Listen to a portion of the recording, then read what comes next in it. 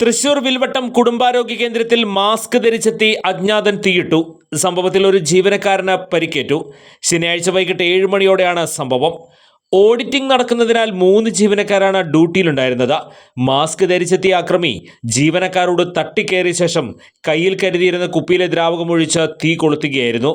സംഭവത്തിൽ senior clerk Anoop ധരിച്ചിരുന്ന ജീൻസിന് തീ പിടിച്ചാണ് ഇയാൾക്ക് പരിക്കേറ്റത്. ജീൻസ് പെട്ടെന്ന് ഊരിയെറിഞ്ഞതോടെയാണ് അനൂപ് രക്ഷപ്പെട്ടത്. ഇയാളുടെ കാലിനേറ്റ പരിക്ക് ഗുരുതരമല്ല.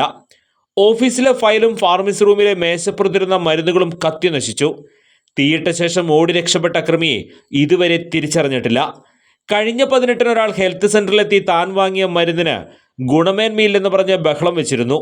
ഇയാളാണോ അക്രമം നടത്തിയതെന്നും പോലീസ് അന്വേഷിക്കുന്നുണ്ട്. SP അടക്കമുള്ള പോലീസ് ഉദ്യോഗസ്ഥർ സ്ഥലത്ത് ക്യാമ്പ് ചെയ്യുന്നുണ്ട്. വിയൂർ പോലീസിന്റെ നേതൃത്വത്തിൽ അന്വേഷണം ഊർജിതമാക്കി.